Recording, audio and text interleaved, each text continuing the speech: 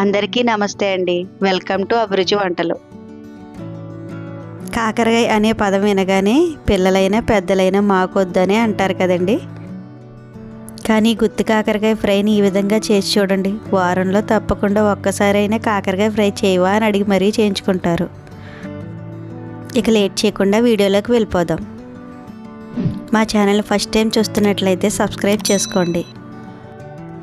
Medium సైజులో ఉన్న ఒక 6 కాకరకాయలను తీసుకున్నానండి. చిన్న కుక్కర్లో తీసుకున్న కాకరకాయలను వేసుకోండి. ఇందులో టీ స్పూన్ సాల్ట్ని, పావు టీ స్పూన్ పసుపుని, కొద్దిగా చింతపండుని, వాటర్ని యాడ్ చేసుకోండి. కుక్కర్ మూత పెట్టుకుని 2 విజిల్స్ రానివ్వండి. ఇందులో చింతపండు వేయడం వల్ల మనకి చేదు తగ్గుతుందండి. స్టవ్ పై కడాయి పెట్టుకుని కడాయిలో 1 టేబుల్ స్పూన్ వరకు పల్లీలను వేసి వేయించుకోండి. పల్లీలు వేగేటప్పుడే కొద్దిగా ఎండు కొబ్బరిని కూడా వేసుకుని వేయించుకోండి. ఇందులో 1 టేబుల్ స్పూన్ ధనియాలు, 1/2 టేబుల్ స్పూన్ జీలకర్ర, 1/2 టేబుల్ స్పూన్ సాజీరా, చిటికెడు మెంతులను కూడా వేసుకుని వీటన్నిటిని కలుపుతూ వేయించుకోండి. వేయించుకున్న మసాలా దినుసులన్నీ వేగిన తర్వాత వీటిని ఒక ప్లేట్లోకి తీసుకోండి. అదే కడాయిలో 1 టేబుల్ స్పూన్ ఆయిల్ వేసుకోండి. ఆయిల్ హీట్ అయిన తర్వాత ఒక ఆనియన్ని కొంచెం పెద్ద సైజు ముక్కలుగా కట్ చేసుకుని వేసి వేయించుకోండి.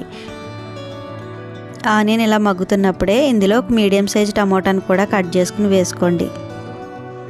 టమాటో ముక్కలు సాఫ్ట్ అయిన తర్వాత స్టవ్ ఆఫ్ చేసుకుని ఇందులో 4-5 వెల్లుల్లి రెమ్మలు కూడా వేసుకోండి. వేయించుకున్న మసాలా దినుసులు చల్లారిన తర్వాత మిక్సీ జార్లో వేసుకుని పొడి చేసుకోండి.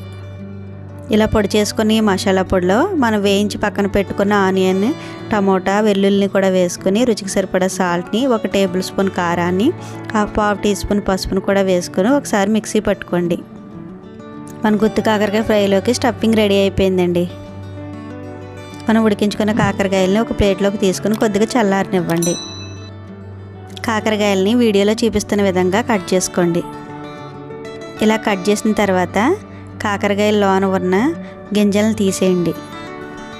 ఒకవేళ గింజలు లేతగా ఉంటే స్టఫింగ్లో ఉంచుకున్నా బాగుంటాయండి.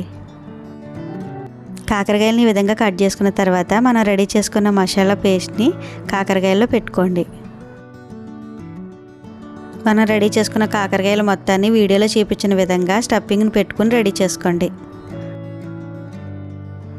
స్టవ్ పై కడాయి పెట్టుకుని కడాయిలో 3 టేబుల్ స్పూన్ ఆయిల్ వేసుకోండి. ఆయిల్ హీట్ అయిన తర్వాత మనం రెడీ చేసుకున్న కాకరకాయలని ఒక్కొక్కటిగా పెట్టుకోండి. ఈ కాకరకాయలు ఫ్రై అయ్యేటప్పుడే కొద్దిగా కరివేపాకు రెమ్మను కూడా వేసుకుని వేయించుకోండి. కాకరకాయల్లో పెట్టిన స్టఫింగ్ ఇంకా మిగిలితే కాకరకాయలు ఫ్రై అయ్యేటప్పుడు వాటి పైన వేసుకోండి. కాకరకాయలు ఒకవైపు వేగిన తర్వాత రెండో వైపు కూడా టర్న్ చేసుకుని వేయించుకోండి. కాకరకాయ ఆయిల్లో బాగా ఫ్రై అవ్వడం వల్ల అందులో ఉన్న మసాలా వల్ల మన కాకరకాయ అసలు చేదు అనిపించదండి. రెండు వైపులా ఆయిల్లో బాగా ఫ్రై అయ్యేటట్టు చూసుకోండి. రెండు వైపులా బాగా ఫ్రై అయిన తర్వాత ఒక ప్లేట్లోకి తీసుకొని సర్వ్ చేసుకోండి. అంతేనండి, గుత్తి కాకరకాయ ఫ్రై రెడీ అయిపోయింది. ఎంతో టేస్టీగా ఉండే గుత్తి కాకరకాయ ఫ్రైని మీరు తప్పకుండా ట్రై చేసి చూడండి. మా వీడియో నచ్చితే లైక్ చేయండి, షేర్ చేయండి, సబ్స్క్రైబ్ చేసుకోండి.